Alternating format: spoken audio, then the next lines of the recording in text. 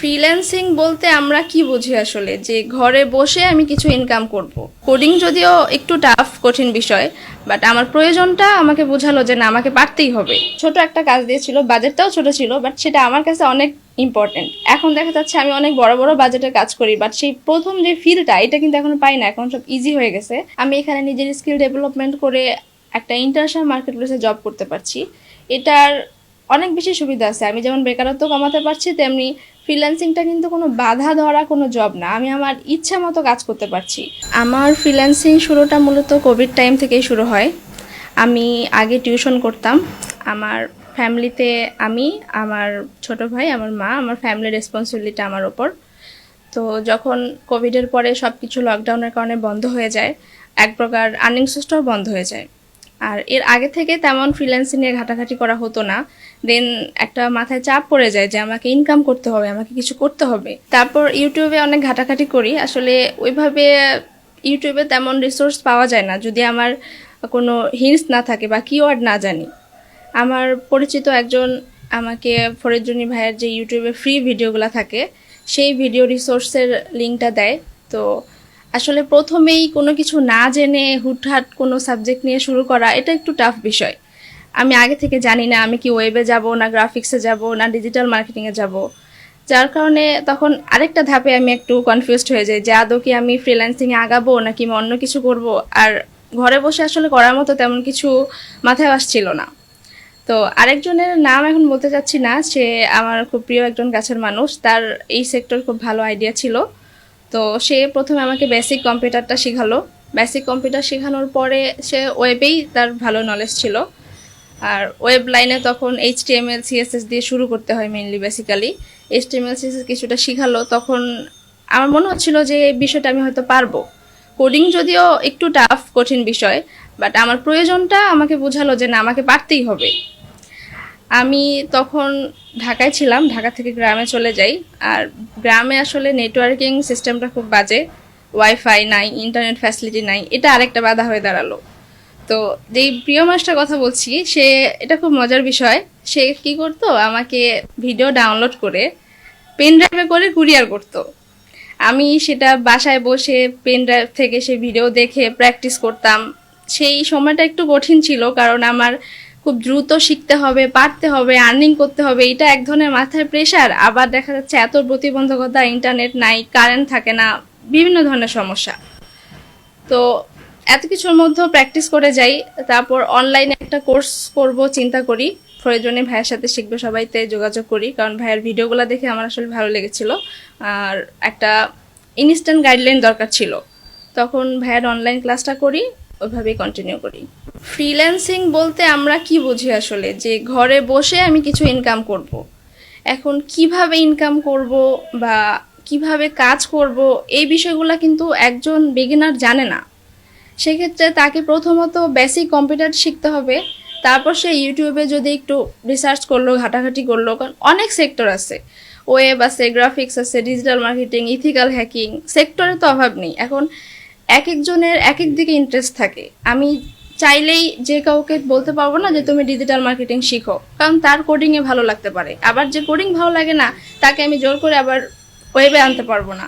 So আমার মনে হয় যে ফ্রিল্যান্সিং শুরু করার আগে তাকে মোটামুটি প্রত্যেকটা সেক্টর সম্পর্কে একটা বেসিক আইডিয়া নিয়ে, তার যেটাতে ইন্টারেস্ট, কমফোর্টেবল ফিল করে, সেদিকেই তার আগানো উচিত। এখন পর্যন্ত আমি মার্কেট প্লেসে এবং মার্কেট প্লেসের বাইরে মিলে অনেকগুলো কাজ করেছি। তো আমার প্রথম কাজের যে এক্সপিরিয়েন্স, এটা আসলে বলে বোঝানো যাবে না। কারণ এটা আসলে যে প্রথম কাজটা পাবে, যখন এত স্ট্রাগল লাইফটা শেষ হওয়ার পরে যখন ক্লায়েন্ট একটা মেসেজ আসে, সেটা অনেক বেশি ইম্পর্টেন্ট আর অনেক বেশি এক্সাইটমেন্ট কাজ করে। তো আমার প্রথম কাজটা ছিল একটা USA বায়ারের। সে আমাকে ছোট একটা কাজ দিয়েছিল, বাজেটটাও ছোট ছিল, বাট সেটা আমার কাছে অনেক ইম্পর্টেন্ট। এখন দেখা যাচ্ছে আমি অনেক বড় বড় বাজেটের কাজ করি, বাট সেই প্রথম যে ফিলটা, এটা কিন্তু এখন পাই না। এখন সব ইজি হয়ে গেছে। আর কমিউনিকেশন যে লেভেলটা, আমার মনে হয় কাজ করার ক্ষেত্রে কমিউনিকেশনটা খুব ইম্পর্টেন্ট। কারণ আমি বিভিন্ন ধরনের, বিভিন্ন দেশের বায়ারদের সাথে কাজ করছি। এক একজনের পার্সপেক্টিভ থেকে সে এক একভাবে আমাকে কাজের ডিটেলস বলছে, আমার সেভাবে ডিল করতে হচ্ছে।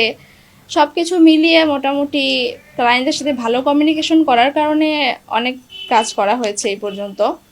আর প্রত্যেকটা কাজের ক্ষেত্রেই দেখা যায় কিছু প্রতিবন্ধকতা থাকে, সব কাজ যে আমি একদম প্রথম থেকেই পেরে যাব এমন না। তখন বিভিন্ন ধরনের সিনিয়রদের বা আমি শিখবে সবাইতে কোর্স করেছিলাম, সেখানে অনেক সাপোর্ট সুবিধা আছে, তো সেখান থেকে সাপোর্ট নিয়ে আমি কমপ্লিট করতে পেরেছি। মোটামুটি এই পর্যন্ত যদি আমি নাম্বার বলতে যাই তাহলে প্রায় 250+ কাজ কমপ্লিট করেছি। ফ্রিল্যান্সিং থেকে আয়ের সুযোগটা ডিপেন্ড করে যে আপনি কতটা স্কিলফুল তার উপরে। কারণ আপনার ফ্রিল্যান্সিং সেক্টরে আপনি যদি নর্মালি চিন্তা করেন, আমরা যখন বাংলাদেশে কোনো জবের জন্য ট্রাই করি সেখানে আমার কতটা স্কিলফুল হতে হয় বা স্ট্রাগল করতে হয়। আর আপনি একটা ইন্টারন্যাশনাল মার্কেট প্লেসে জব করবেন, সেখানে আয় করবেন, অবশ্যই আপনার স্কিলটা অনেক বেশি ডেভেলপ হইতে হবে। তা না হলে আসলে আয়ের সুযোগটা তেমন একটা হবে না। সো আপনি যদি ভালো স্কিলফুল হন, মার্কেট প্লেস ছাড়াও মার্কেট প্লেসের বাইরে থেকেও আপনি অনেক টাকা ইনকাম করতে পারবেন। আর বর্তমানে বাংলাদেশও তথ্য প্রযুক্তিতে পিছিয়ে নেই। আপনি যদি মার্কেট প্লেসে কাজ নাও করেন, দেশেও বিভিন্ন ধরনের এজেন্সি আছে, বা আপনি নিজের যদি অনলাইন কোনো বিজনেস করতে চান সেক্ষেত্রেও আপনি ওই ফ্রিল্যান্সিং এর স্কিল দিয়েই কিন্তু আপনি ইনকামটা শুরু করতে পারেন। আমি যদি চাই যে আমি আমার পার্সোনাল বিজনেস করব বা পার্সোনাল ব্র্যান্ডিংটা ডেভেলপমেন্ট করব, কোনো ই কমার্স বিজনেস করব, সেক্ষেত্রে আমাকে ই কমার্স রিলেটেড স্কিলগুলো ডেভেলপ করতে হবে। আর আমি যদি চাই যে ঠিক আছে আমি একটা অ্যাপস তৈরি করব বা কোনো একটা সফটওয়্যার তৈরি করব, সেক্ষেত্রে অবশ্যই আমাকে কোডিংয়ের দিকে ঝুঁকে যেতে হবে। আর ডিজিটাল মার্কেটিং যেটা, এটা আসলে সব সেক্টরের জন্যই প্রয়োজন। আমার নিজের যদি ব্র্যান্ডিং না থাকে, আমি যদি নিজেকে এই কম্পিটিটর যে একটা ওয়ার্ল্ড, এটার মধ্যে আমি নিজেকে প্রেজেন্ট করতে না পারি, তাহলে আসলে আমি কাজও পাবো না। বা ডিপেন্ড করে যে আমি অনেক কিছু জানি বাট আমি মানুষকে জানাতে পারছি না, তাহলেও কিন্তু হবে না। তো সবগুলো স্কিলের কম্বিনেশনেই কিন্তু আমার এই আয়ের সুযোগটা বৃদ্ধি পায় বা বেড়ে যায়। ফ্রিল্যান্সিংয়ে বেকার যুবক যুবতীদের জন্য একটা ভালো সুযোগ নিয়ে আসে।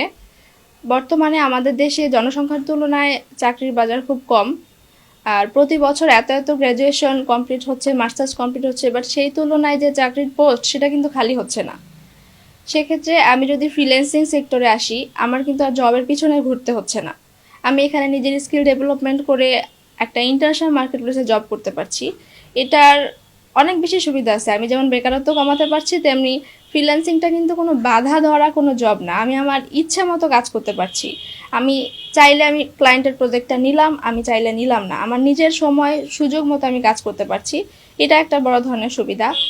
আর আমি মনে করি যে পড়াশোনা শেষ করে বা পড়াশোনার পাশাপাশি যে কেউ চাইলে নিজের স্কিল ডেভেলপমেন্ট করে এই সেক্টরে আয়ের সুযোগ সৃষ্টি করতে পারে। এতে যেমন সে তার নিজের একটা আইডেন্টিটি ক্রিয়েট করতে পারলো, সে তার পরিবারের জন্য অনেক ভালো একটা অবস্থান সৃষ্টি করতে পারলো, তেমনি সে দেশের একটা, আমরা যে রেমিটেন্সের কথাটা যেটা বলি, আমরা কিন্তু ডলার ইনকামের মাধ্যমে বাইরের দেশের টাকাটা নিজের দেশে নিয়ে আসতে পারছি।